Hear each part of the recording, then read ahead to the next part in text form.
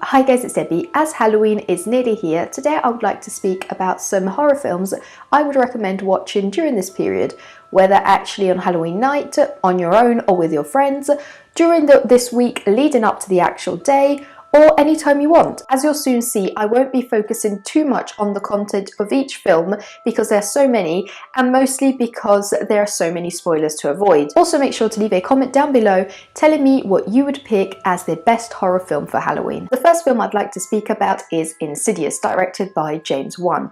Now, the idea behind the film, in principle, is very simple, but it is brought on the screen in a very refreshing and interesting manner. Insidious is the story of a child which suddenly and unexpectedly falls into a comatose state, much to the bewilderment of his parents and doctors. In reality, the child is being influenced by a much darker and eerie dimension of demons and infernal characters, which proceed to creepily haunt the whole family, which at this point seeks the help of a psychic. There is hardly any actual gore in the film, but everything in the plot is laid out in the creepiest manner possible. It provides a series of absolutely insane jump scares, the most goosebump feeling creepiest music. It somehow brings out all those weird subconscious fears we all have. Everything feels like you live in one of those freaky, ominous nightmares that you can't really manage to explain to others. Insidious is just awesome.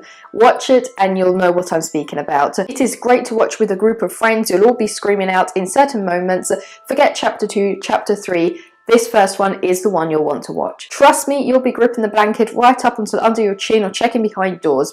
Enjoy! The next film on the list is Don't Breathe. Don't Breathe is the story of a group of young delinquents which decides to enter the house of an elderly blind man, taking advantage of his physical limitations and stealing a large sum of cash he has stowed away in the building. But it turns out that they all underestimated the blind man and end up stuck in the house much longer than they had predicted, trying to escape from this unnamed silent figure which is definitely not pleased with the intruder's visit. And as the plot moves on, the situation just gets worse and worse. It's as if there's no limit. We get to know more about the blind man in his worst form, and all the viewers get this feeling of claustrophobia, as you feel as if you are also stuck in the house with the characters. This is the kind of film that makes you want to scream at the screen like, just get out of there, don't go in that room, turn around, look who's behind you, that kind of effect. I watched Don't Breathe at a late night screening and I had to drive back home on my own, and trust me, this film is pretty scary. Up next on the list is It Follows. It Follows has perhaps what is the simplest premise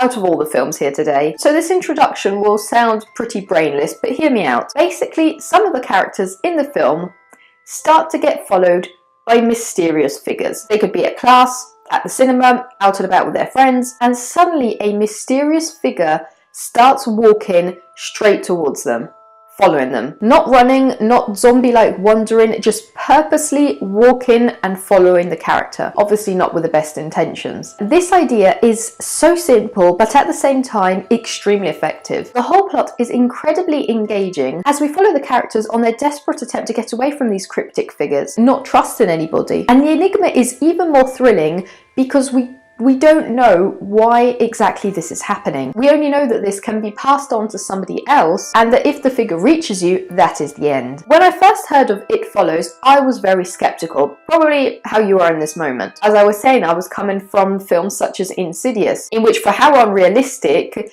within the film there is something tangible going on. But after watching It Follows, I couldn't stop speaking about it, and I would definitely recommend it to you. The next film on the list is a completely different movie, The Exorcism of Emily Rose. Now, this film has quite low ratings. It's never officially been considered a good film. But over the years, even when randomly speaking to other people, The Exorcism of Emily Rose always tends to come up as one of the films that has frightened everybody so much. So there definitely is something to it. Now, The Exorcism of Emily Rose is based on a true story of a girl back in the 70s, Annalise.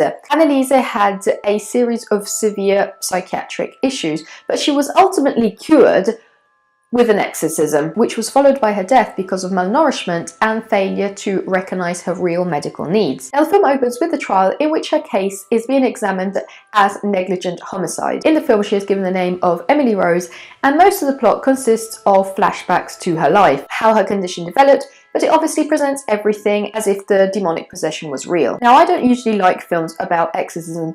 I find they don't make much sense, and I also find that they're always in an eternal competition on who can make the character climb up most walls, who can make the demon open its mouth wider. Hey, who knows the most words in Latin? But The Exorcism of Emily Rose is ridiculously scary, probably because of the transition between religious beliefs and scientific facts, which tend to give the film a more realistic basis. Jennifer Carpenter was absolutely awesome and crazy in her role of Emily. I still remember her constant dreadful screams, how she would be found in a corner eating spiders, clawing at walls with her eyes wide open, of how she dreaded even just hanging out with her friends because of how awful she would feel just hearing the noise of cutlery scraping on a plate. The film does use some classic overused elements such as the crucifix falling down, but in general it was all a hellish nightmare. So I would recommend this film if you're trying your best to be frightened, if you're searching for something more. Next up on the list is one of the most recent films, It. It was released in cinemas just last month,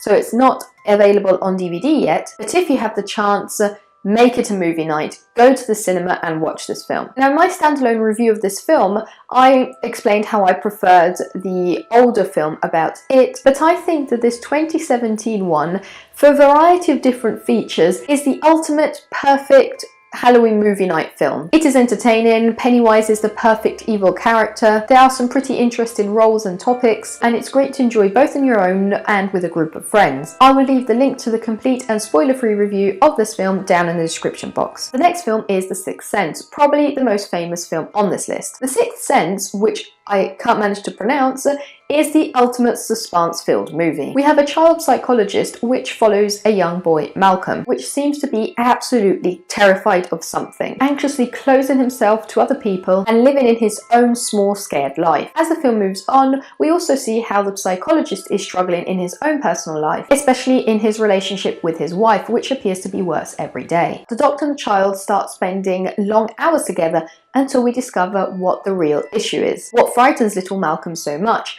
And if you have seen the film, you can understand why I'm struggling so much to put my words down in the most cautious manner possible. So just watch it, it's available on Netflix, join the ranks of Who Knows the Truth, and you'll never regret it. I hope you enjoyed this video. If you did, make sure to subscribe for more movie related content. Remember to leave a comment down below telling me what you would pick as the best film for Halloween, best horror film, and I hope to see you soon. Bye!